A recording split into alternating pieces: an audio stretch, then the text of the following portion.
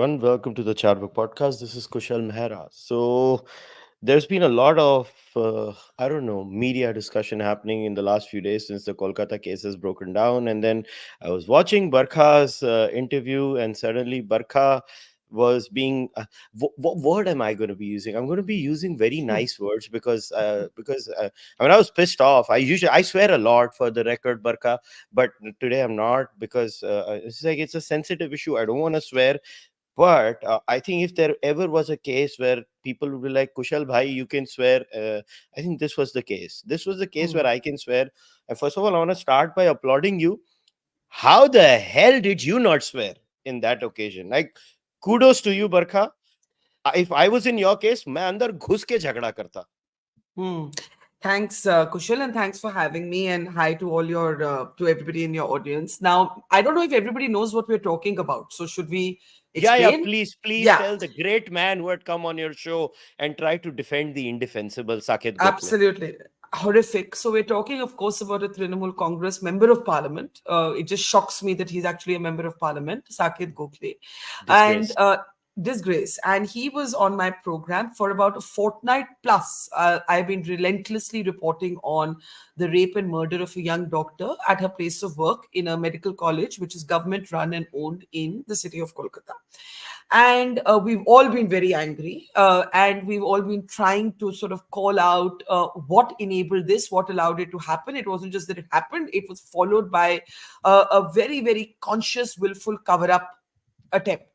And after that, it was followed by vandalism on doctors who were protesting for justice.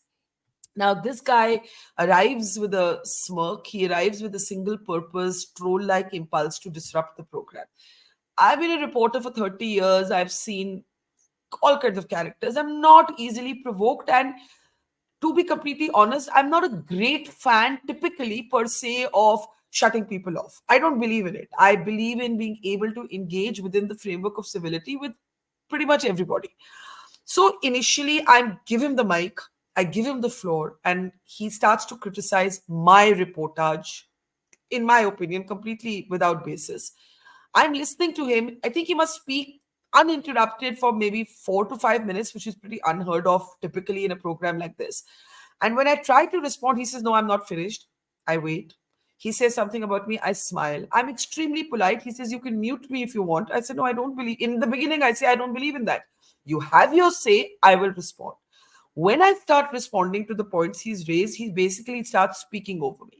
And then every time I open my mouth to speak on my own show on an issue that's about the rape and murder of a young woman, he is basically trying to shout me down and has no good arguments except to question whether I have reported other rapes in other parts of India with the same sort of, passion or commitment and so on, and is not interested in actually hearing my answer. He's there basically to try and silence me, to try and intimidate me, to try and bully me.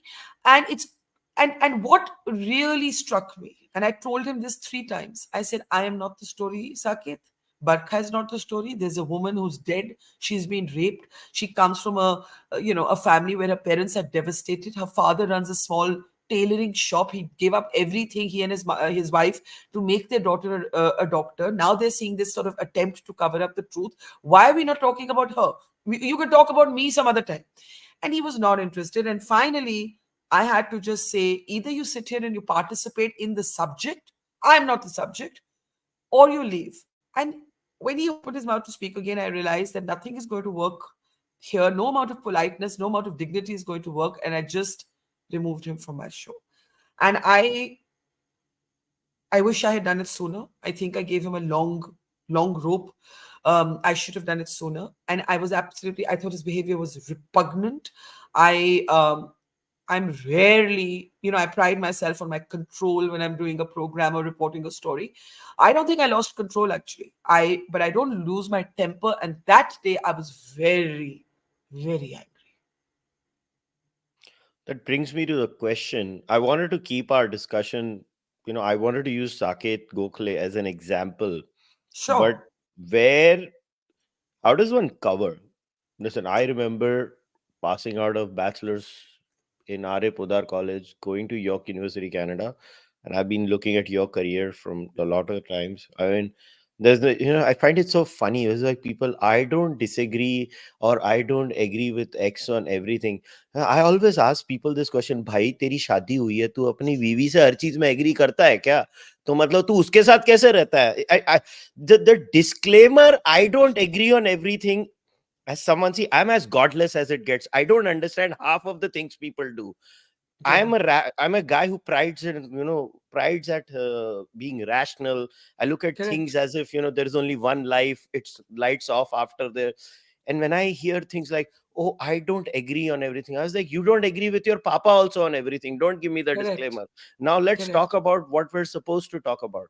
Now you've been in this business. I've followed your career now for a good 2 decades plus. Hmm. How does one talk about misogyny in Indian society? I'll give an example. Last year, I myself reached out to random women on Twitter. This was again on the line of some horrific rape or the other. And Yeah, I literally titled my podcast Predators Amongst Us. I did not feel like, last I checked, I identified as a male. I still identify as a male. I did not have any problem calling this problem a menace of Indian society. अरे America में ज्यादा और मेरा चाचा नहीं रहता उधर, मेरा मैं तो इंडिया में रहता हूँ ना, so I have to correct. focus on my society. I am not defending America, I'm talking about Huh. India. But how do we even have a conversation? Like when I was talking to you on WhatsApp, I told you like the whole Bilkis Bano incident. I was irritated then too. The- now Saket keeps trolling you. अरे महाराष्ट्र की बात करो. अरे बाबा मतलब how does one even discuss something like this? Why do we need whataboutery in this? Yeah. Look, there's a rape in India, a reported rape that takes place every 16 minutes. It's a completely ridiculous argument to say that if you don't talk about every rape every 16 minutes, you can't talk about the rape that you're talking about. Right? Yes, you can debate why certain moments become inflection points and others don't get the same amount of attention, and we can have a discussion about that. But you're absolutely right कि दो level पे what अबाउटरी होती है, right? एक level पे होती है कि भैया इंडिया को डिमीन मत करो, boss. Yes, gender is a universal question. Yes, the Americans are struggling with basic reproductive rights for women, right? That's not a debate in India. They're struggling with having a woman as president. We haven't had those debates. We have other debates. But you're absolutely right. We will talk about our reality. This is my country. This is the reality I'm concerned with. मैं तो इसी की बात करूंगी ना. Someone else's reality doesn't impact me. I'm globally aware enough to know that it's a universal question. But एक तो this extreme defensiveness. I don't understand it. Secondly, this extreme politicization. I am not a politician. Yeah. One thing, a friend of mine said to me, and it's such a sad statement. I was exchanging messages with him on this Calcutta thing, and I said, I cannot believe how some of the liberals I know, not all, a lot of people have taken very consistent positions, but whatever this word means, liberal, I said, I can't believe how some of the liberals have responded. What are they covering up? And this person said to me, when it comes to politics, there's no liberal. When it comes to politics and it comes to women, there's no liberal conservative. It's just each party for themselves. And that has been my discovery from Bilkis Bano to Kolkata. It is just each party for themselves. No one really gives a shit about women. सब बोलने की बात है. Sorry to say, I am that cynical. So whether it is seeing her rapists walk out to garlands and reporting that with rage, or whether it is Kolkata, I have seen now multiple times that party politics sabotages any conversation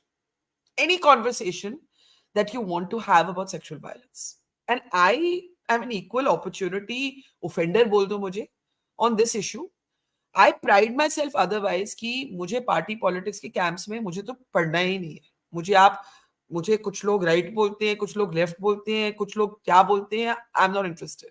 but on things that I believe should transcend politics, party politics, and don't, and women and sexual violence is top among them, I will speak. And as I told somebody in the Trinamool, I sent in a formal complaint just to record what had happened, and I said, listen, I have seen the BJP get angry with me. I have seen the Congress get angry with me. Now you're sulking with me. Honestly, I don't care. I don't care because if I started caring so much about politicians, then I would not be able to do the work I do. I don't care. You don't want to talk to me, don't talk to me. So I don't know if they'll talk to me. It's okay. Been there before with multiple parties. But how do we, in a country where people don't have basic understanding, like I'll use myself as an example.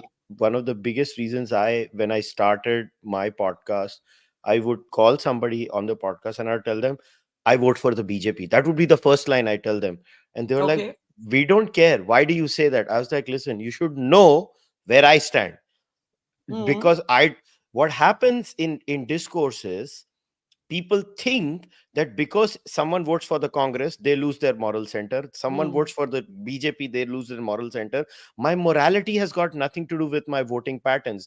Maybe I vote for the BJP is because in my calculation सारे hopeless हैं, ये सबसे कम hopeless है. Hmm. It is my moral, it is Hmm. my calculation. Now somebody might give the same rationale for Congress and I'm fine, but can we have a moral baseline, which is Yeah. something I wanted to discuss with you, is how do we have a moral baseline on this subject? Can we have a safed jhanda at least on few Yeah. issues where, what disappoints me, Barkha, is that we see women members of parliament cutting across party lines. You know way more than I do. Now because of the podcast, I also know many of them. Unka off the record swaroop or unka on the record swaroop Yeah. is like chalk and cheese. But why? Yeah. Yeah. So very interesting. I'll start where you started. कि आप शुरू में बोलते हो I vote BJP. So I have a slightly different approach to this because I have to report on these parties every day. My argument is that my audience should not be able to tell who I vote for. If I'm reporting on political parties, I feel कि our tagline at our platform is ना चमचा ना मोर्चा. I believe that मेरे को जो factually ठीक लगता है मैं वो करूंगी. और I'm not here to suck up to power. I'm also not here to bring down governments or have that self importance. I just want to do my job. So I think those are personal choices that we all make, right? But the more important thing you say is, why isn't there a white agenda on some issues? Like, what are we debating in Calcutta? What is the debate? What is the other side? What is the debate in Bilkis Banu's rapist being released to Laddus? Like, what is the debate, right? What is the debate in these issues? I don't understand.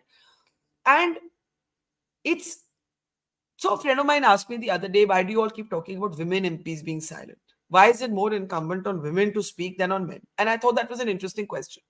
And I'll tell you why it's more incumbent. It's more incumbent because many of these women who are in public life have been at the receiving end of gross misogyny themselves. Whether it's about their clothes, their personal life, their weight, the color of their skin, and other women like us have stood up and said, stop it. Just stop talking about women like this. So we look towards these women in all parties to speak. And when they don't speak, we feel personally betrayed because they themselves have suffered and other women have spoken for them. So the least they can do is to speak up. The second reason the silence of women MPs is more problematic than the silence of male MPs is because some of us have been fighting non-stop for more equitable political representation. And we have made the argument that our politics should be more inclusive, our politics should be more diverse, our politics should be more representative. Boss, if you're not going to get a more inclusive response to sexual violence, if the response is going to continue to be this patriarchal victim blaming response as we've seen in Kolkata, then what is the purpose of having? I mean, people are going to turn around and say, Ki, what have you achieved here by having more women in public life? Kya badla? So it is, my friend asked me this, that why do you put more pressure on women? And I want to answer that. I put more pressure on women because women have experienced that and we have fought for those women. And we expect that those women will now, from their lived experience, fight for other women. And, honestly, looking at how these women across parties again have to take their party positions, even on gender and sexual violence, I thank my stars that I never ever joined politics. एक time होता था people would think कि अरे natural migration, natural progression was journalists politics में आएंगे, and I was like, I can never do this because I can never sell my mind and my critical thinking to any political party. It is so tragic that, and I've been closely watching this in the last 5 years. it's very simple. You just have to do a content analysis. Like nowadays we have such amazing tools, right? I just reached out to a couple of PhDs. I told them, do this content analysis, look at Hmm. the member of parliament, how Hmm. many tweets are about sexual violence and stuff on their own party, how many on Correct. the other, and you'll be like, all of them are hopeless, all I of them. agree. I It agree. and Basically, they take their party position. yeah, There are and very few exceptions. Like I mean, I do. Yeah, there are one or two exceptions. I mean, I remember Khushbu Sundar, you know, yeah. taking a different position on Bilkis Bano, for example. She's the only name that actually I remember. Maybe Lalita Kumaramanglam. Those are the two names I remember on Bilkis. But I'm not. I don't see that generally speaking from any party. You only remember the exceptions because they really truly are exceptions. Yeah, and now I want to ask you this question about journalism in general, especially Sure, when it sure. comes to journalism as far as coverage of sexual violence and crimes against women are concerned. I'll give you an example what disappointed me a lot again, and people hate it when I say this, but it shows the lack of intelligence in the Indian discourse, especially on social media, is that हम नाम लेना शुरू हो जाते हैं Hmm. Victim का. So, Barkha, jab ek young journalist, when they go into, see, I'm not a trained journalist, but Yeah, I read social science literature. yeah, So, for example, when it comes to terrorism, they say historically now we have research that shows that if you keep celebrating the terrorists and taking the name of the terrorists, you're actually giving them exactly what they wanted, and you create copycats. So avoid taking the name of the terrorists because you're right, actually giving them what they want. Now there is social science literature on not taking the name of the victim of any kind of sexual violence and stuff like that. But Barkha, today we live in the world of, it's not like pehle nahi tha. Even maybe when you were at the yeah, peak yeah. of your journalistic career, everything is about attention. Social media is basically fighting for attention on steroids.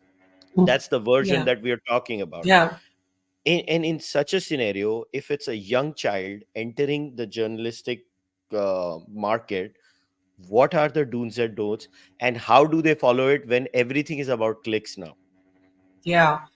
You know, what shocked me in this case is I've seen very senior journalists taking the name of the victim. Hashtag justice for people who've been around longer than I have. I'm like, what? Now, we can have a separate debate on what a shame it is that we still live in a reality where the victim is likely to be stigmatized, judged,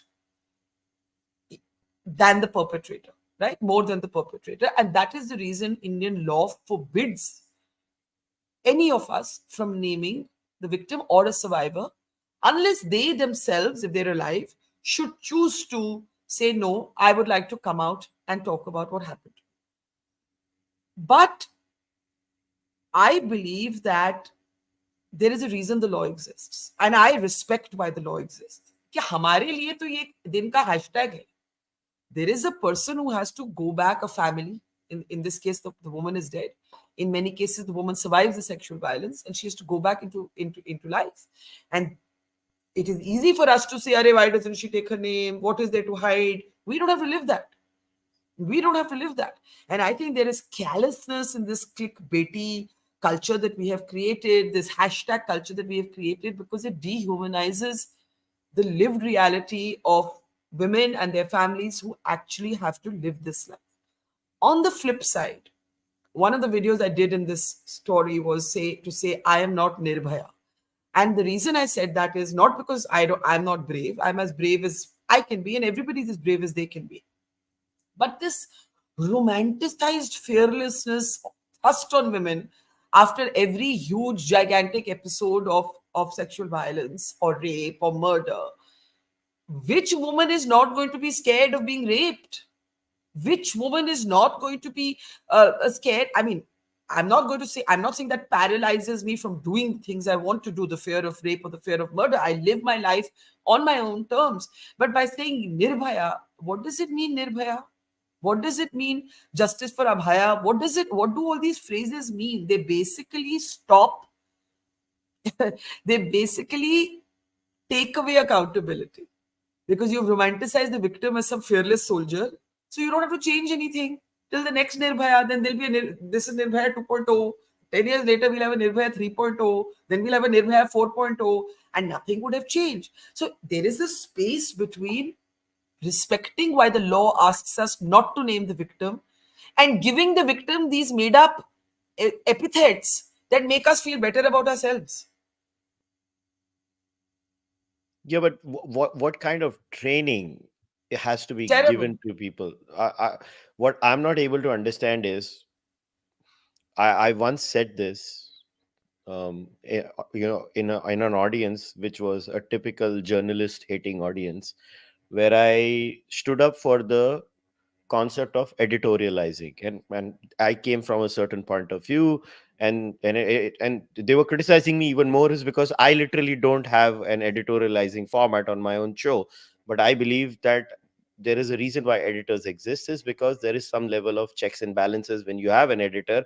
In the old school model, the new model that we are going now, you've been an editor, someone who's said Yeah. this goes on, this doesn't go on, this is okay, this is not okay. But we are seeing editor level people you name the victim. I have seen on social media people who have been editors name the victim.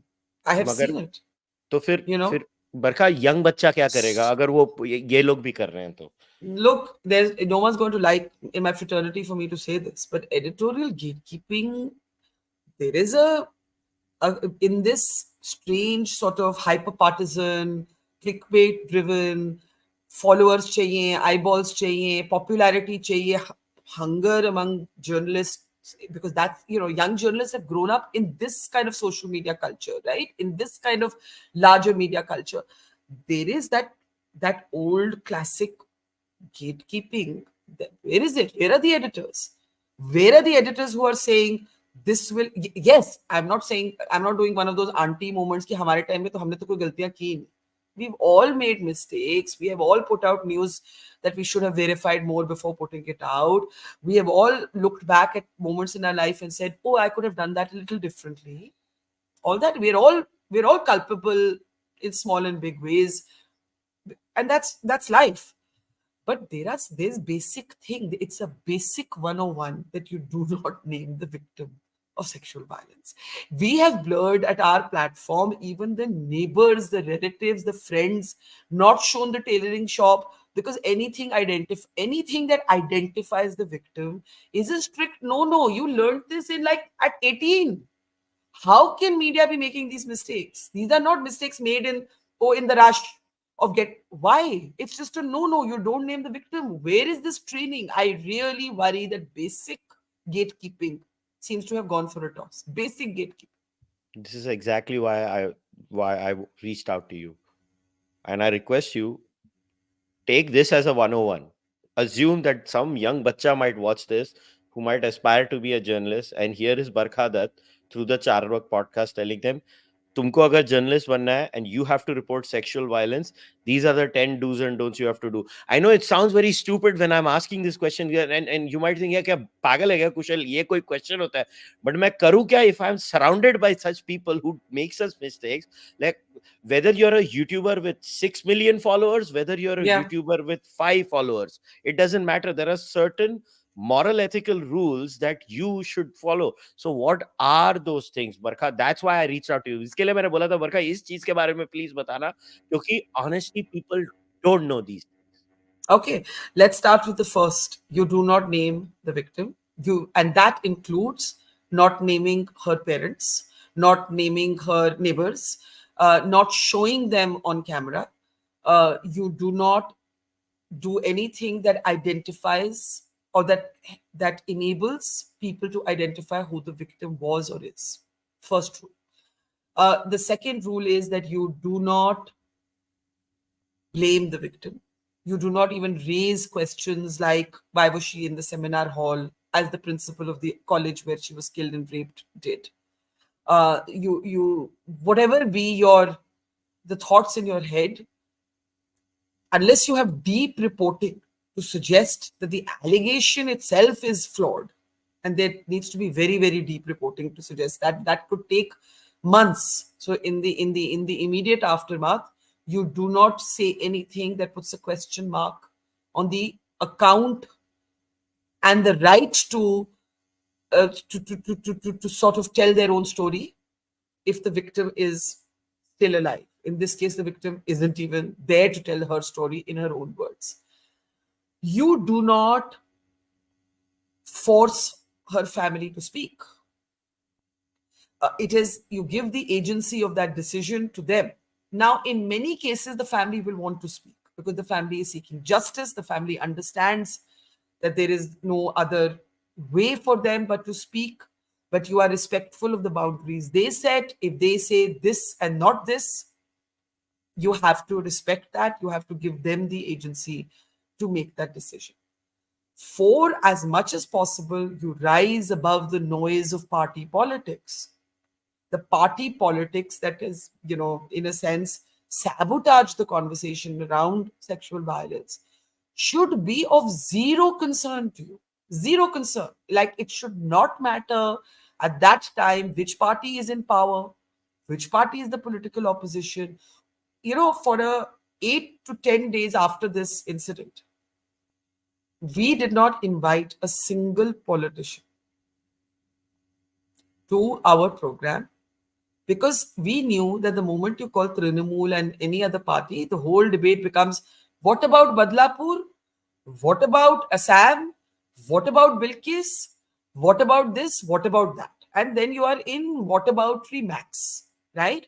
So, to set the framework of the conversation, nothing wrong in the early stages of your reporting to just avoid the politics. Yes, the politics is unavoidable at some point because you have to make governments answerable. In this case, the police is answerable. The Mamata Banerjee government is answerable. The decision to cover up for the principal. So I'm not saying you gloss over that, but accountability can be demanded without making your content about the party politics. You can ask the questions of the government without necessarily making your program about party politics. So try and not have your reporting and your content sabotaged and hijacked by party politics. And be humble. I don't know why humility is so difficult for journalists. What you don't know, say don't know. Attribute. Now, one of the things that has the Trinamool has criticized me for, and let me address that head on, is that they say that some of the details that went up on our platform subsequently turned out to be not in the postmortem. Now, this is not unique to me. Every single media outlet that reported this story reported the same thing because we were dependent on the testimonies of doctors, the testimonies of lawyers, and the testimonies of the family itself. So, 2 points that have been raised are that doctors came out and said that the semen samples suggested a gang rape, and the nature of the injuries, which some doctors said were fractures, reflected a gang rape.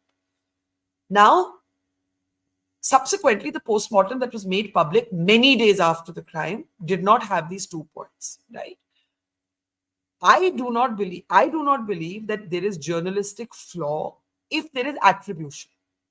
I believe that there is a journalists are not police officers. We are not detectives. So what is the best we can do? In a case of sexual violence, do not do unsourced or unnamed reporting because it's an evolving situation. It's a sensitive situation. Try and get experts. Try and get experts who are connected. Or the actual victims or legal voices representing those victims. In this case, every testimony was on record, and that is the best you can do. I say that if there had been more communication from the government, instead of complete silence for 7 days, 8 days, maybe the doctors themselves would have had better information. So, yes, try and avoid anything that is unattributed. Try and be on record as much as possible. This is not political deep throat reporting. You are not in the autopsy, you are not in the postmortem. It's a medical, legal crisis. You have to treat it as such. And where you don't know, say we don't know. It's okay to say, I don't know this, but this is what doctors are saying. Right? And a last thing I would want to add to this, though it's not part of the 101, is that ask the tough questions. So, for instance, the postmortem did not mention a broken girdle. Okay, but I've seen the inquest with my own eyes. It spoke of a victim bleeding from her eyes and her private parts. And we should not get so lost in the detail and the graphic nature of the ye tha ya wo tha that it somehow undoes the horror of what has happened. And B, the tough question I would like to ask in this situation is, should I be trusting the integrity of a postmortem that was conducted in a hospital that where the doctor was raped and murdered, and a hospital that tried to, at least part of its administration, tried to cover up that crime? Can I trust the integrity of that postmortem? Can I trust the integrity of that postmortem when a body is cremated that very night, her parents say hastily, so that forensic evidence is burnt with that cremation? Ask the tough questions, but ask them, report deeply. Don't ask them on the first day because you don't know enough. Work, chip away, gather your questions, gather your thoughts, and ask those questions. So I don't know if that helps, but that's kind of how I approach every episode that I have reported on. I have a follow up to this. Now, Yeah, the Kolkata police literally quote tweeted you, literally did. It was poetic justice. They made a typo, and then they had to correct the typo. I was just laughing at that entire yeah, process. I yeah, was like, "Hi, hi, मैंने तो गलती से mistake कर दिया. मुझे अभी मेरा typo check करना पड़ेगा." But the point is, it reached a point that I think the entire country, and you know what, this is the greatest example of the Streisand effect ever. Kolkata police could not have chosen the worst person to question in this. You have 7 million followers, and they clearly do not know what the Streisand effect is. They yeah, go and quote tweet you. The whole world now finds out, oh, something is happening. Now everybody is chepoing and abusing the Kolkata police till the extent Kolkata police is blocking random people on Twitter. First of yeah. all, Barkha, in a country like India, now I know it for a fact that Mawa Moitra, as a member of parliament, was going around blocking people willy nilly in this Hmm, entire episode. By the way, other politicians have also blocked people, hmm, which takes me to the larger discussion. I don't care which political outfit you are from. You could be from the BJP, you could be from the Congress. भैया तुम MP बने, तुमको शौक था बनने को. You are not allowed to block me. hmm, You are not allowed to block me if you're a cop, you're a babu, you're a member of parliament, member of तुम government में बैठे हो, मेरे टैक्स पेयर के पैसे से काम कर रहे हो. hmm, You can't block me. I cannot give you death threats. That's the deal. Other hmm. than that, मैं तुमको रोज गालियां दूंगा ट्विटर पे, वो मेरा अधिकार है, नहीं तो तुम हट जाओ उधर से. What the hell is happening? The police is blocking citizens here. What is happening Yeah. here? So this is a very it's an interesting question because when do I? Okay, I'm not a member of parliament, but it could be argued that I'm also in the in the public. I am doing a public service by being a journalist, so I should be open to all questions. So when do I block somebody? I block. I now mostly mute instead of blocking. It's my preferred option because if somebody is irritating me, I don't have to engage. That is the preferred option. When I do block is violence and extreme challenging of my integrity. Like, if someone says, you, I don't know, one of the tropes of my life has been completely falsified. You gave away some location and one soldier was killed. It really matters to me because I've covered the military all my life. It really hurts me and it really angers me. And that is one thing I have zero tolerance for. So I will block. I will either mute, or if you go on and on, I will block. Because you're challenging my integrity on something I care very deeply about. I don't want to hear it. And I don't, at that point, I'm not answerable to you for that. I'm answerable to the military. And, the military has spoken multiple times on this. I just finished moderating 25 years of Kargil with from the former chief downwards. So everybody who's in the Kargil war, clearly they're not saying this to me about me. So I'm giving you an example where I block. Sometimes. Should a member of parliament be blocking somebody who is asking questions about sexual violence on their home turf? No. Can a member of parliament, I'm throwing it back to you, block somebody who says, you're a loose woman because this is your personal life? I would say yes. I think the context matters because nobody should have to suffer. Nobody. I'm not talking about Mahua in this case. You could say Smriti Irani and my answer would be the same, right? These are two women I have seen two different ends of the political spectrum who both been at the receiving end of misogyny and who you could both argue have yet had to take party positions on sexual violence, right? Yeah, And have not been able to break free from it fair enough. and arguably be their own people. But suppose somebody is writing to them and questioning their personal integrity, their personal morality, saying something personal. I don't know. I don't. I'm making a hypothetical situation. I'm not saying this from knowledge. I'm saying maybe then we have to allow for the fact that they can block. I'm I throwing that honestly, back at you. no, I actually disagree with you because I feel I Why? don't care. Because you're a member of parliament, don't sign up for it then. If I'm a member of parliament, my line, see, my brain functions like, I know, like another place you and I might disagree is on the hate speech bit. Like for Hmm. me, it's so hard to define hate speech, which is why I like the American standard. Outside of clear and imminent danger, direct call to violence, everything goes. Like I have been called the worst things on Twitter because I have been the most vehement and vocal critic of, I don't even use the word caste, I say jati varna, because I Hmm. like to hit it where it hurts the most.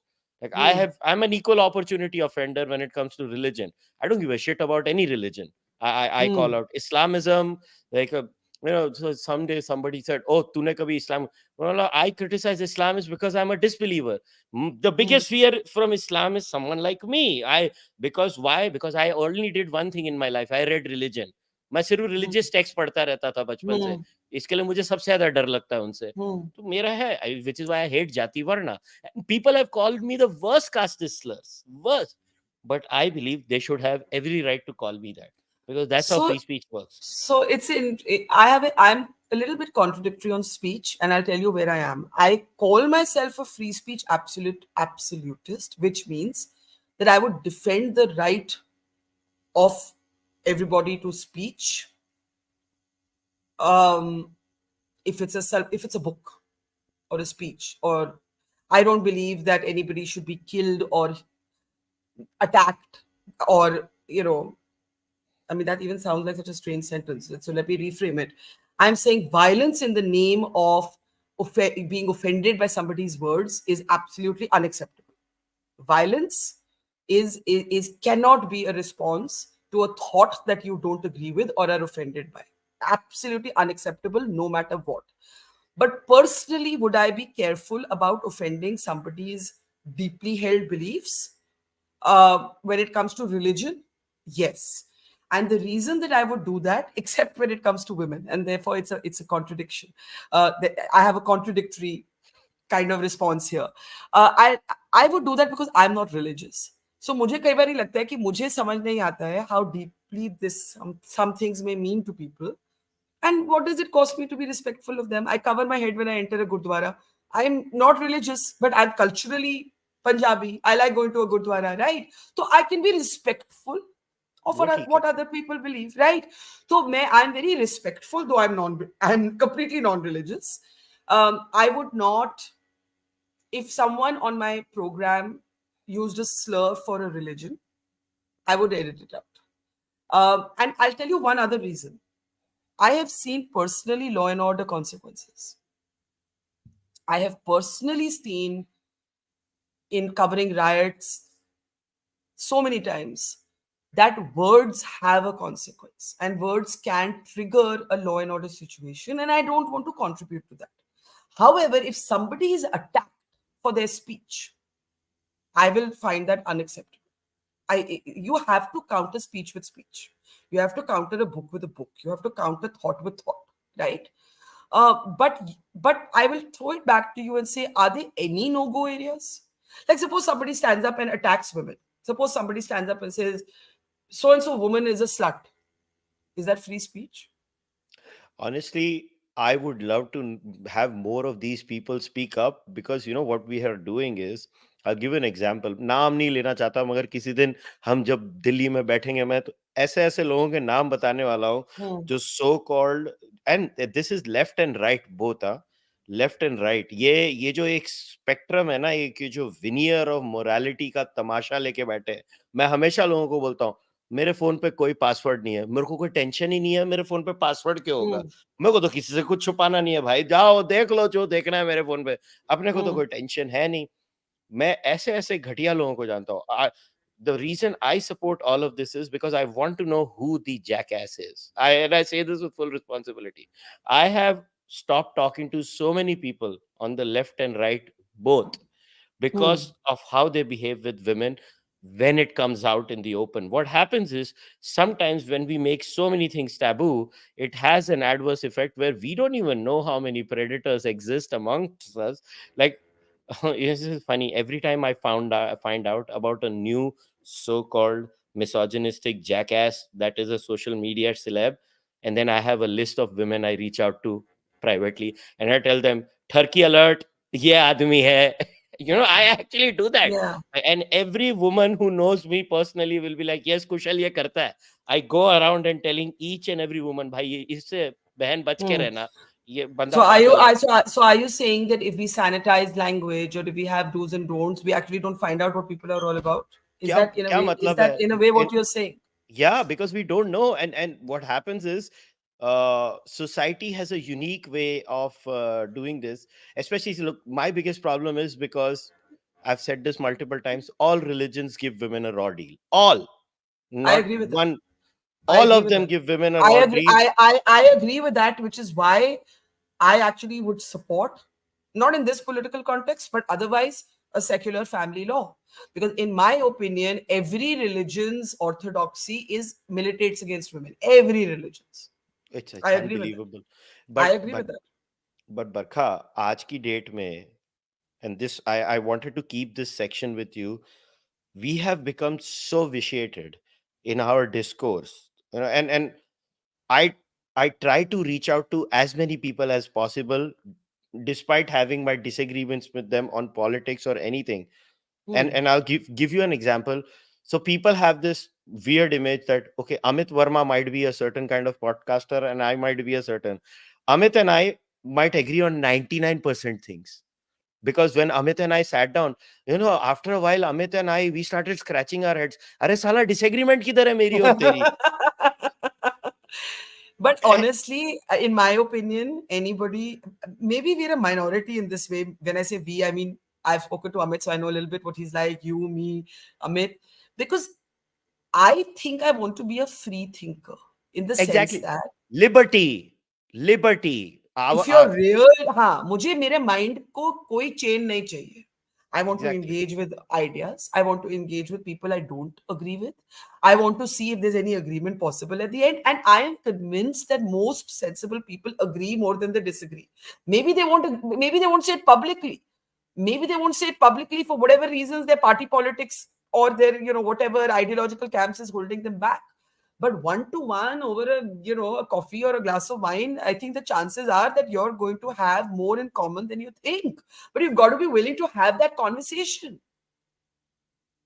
Yeah, and I feel like on the question of free speech, I think some of us, like especially me, because I'm such an extremist on free speech when it comes to Hmm. Indian standards. I know I'm the minority in India. I am like, I don't have any delusions of grandeur about, oh, Hmm. because of me something's going to change or something's going to happen. Yeah. But how does one cultivate a culture of free thinking in a society like ours, where, like, just for this example, you coming on my podcast, obviously I have a BJP leaning support base. I'm not going to lie about it.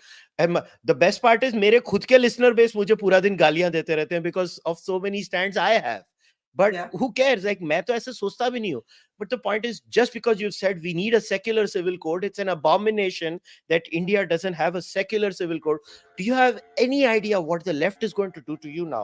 Because you came on the so-called BJP voters podcast and you said, hi secular. And मुझे जो गालियां पड़ने वाली है, luckily मैं तो रात को सो जाऊंगा तो 9 घंटा गालियां पड़ेंगी, मैं सुबह उठूंगा कुछ नहीं होगा, just because I spoke to you. Why? Yeah. Because, oh, तू कुशल, तू ट्रेटर है, तूने बरखा दत्त से बात कर ली. And for the record, I reached out to Barkha.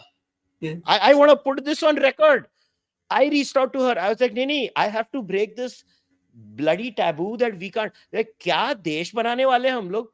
ये देश है साला, एक ही मरमर के देश है. 47 में वैसे ही कितना बड़ा पोर्शन चले गया Correct. हमारा.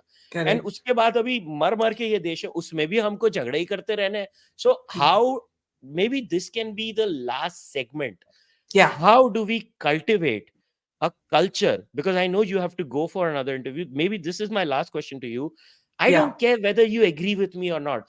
I want to live in a country where my baseline is liberty, and then Barkha Dutt and I can have arguments, fierce arguments. How do we Yeah. do that?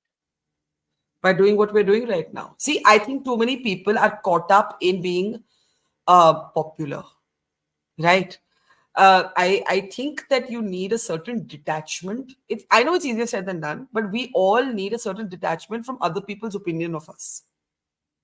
I have seen now that one day I'm a hero for the left, one day I'm a hero for the right. Sometimes, uh, one day I'm a hero for some other buddy, one day I'm a villain for somebody else, and it's also expedient to whether I am confirming their bias. That's all it matters. जिस दिन मैं आपका bias confirm कर रही हूँ मैं अच्छी हूँ, जिस दिन मैं आपका bias नहीं confirm कर रही मैं बहुत बुरी हूँ, right?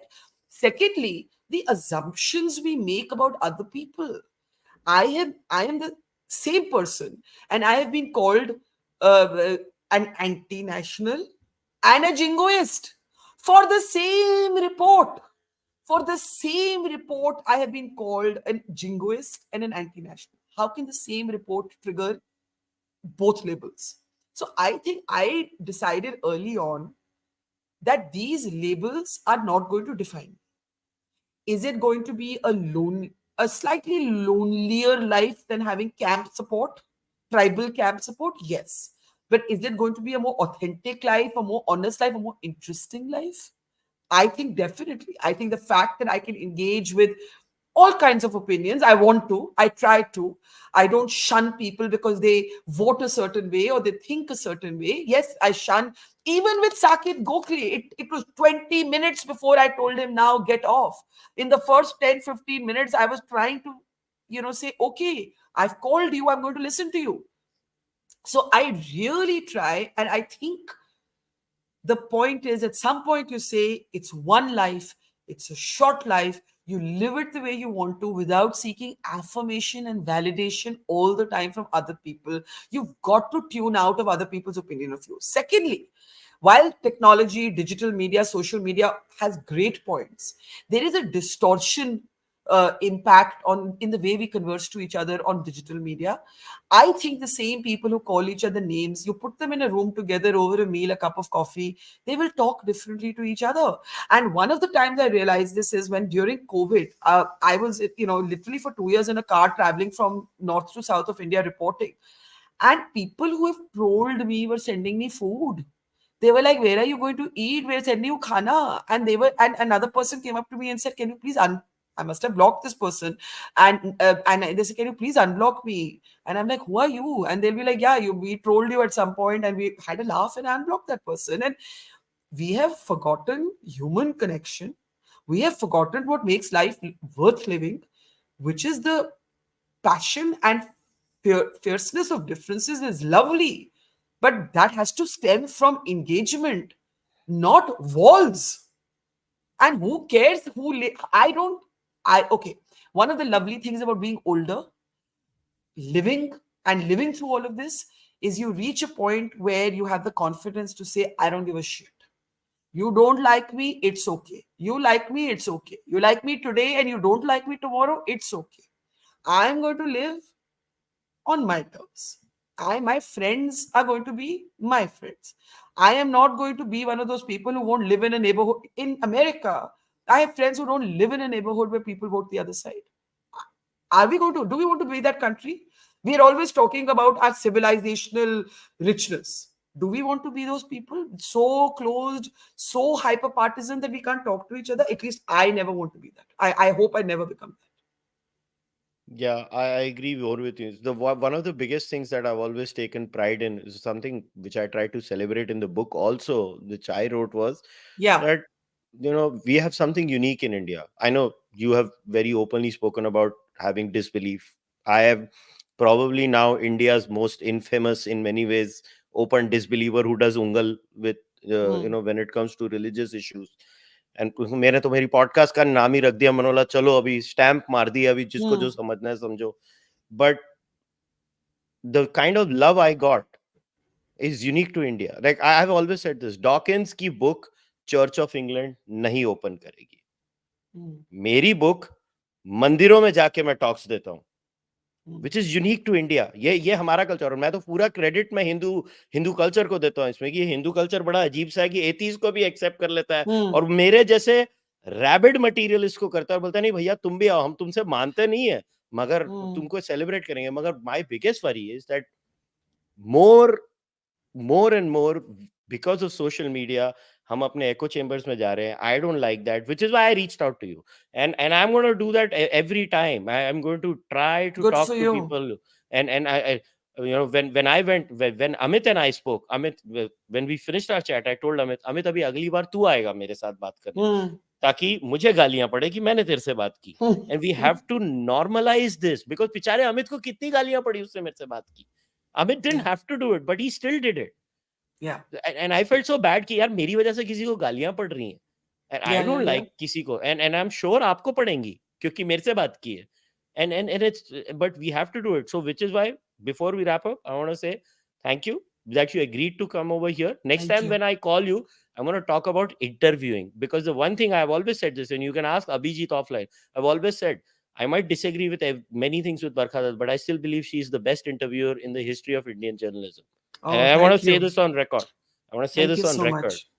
Thank you. And thank you for calling me, because I mean, I actually, I really, the one thing I really passionately agree with you on is the need to engage, talk, and talk in a happy way. अरे क्या बदल जाएगा if you disagree on something? Who do we, as you said in the beginning, who is there in our life who we perfectly agree with, completely agree with?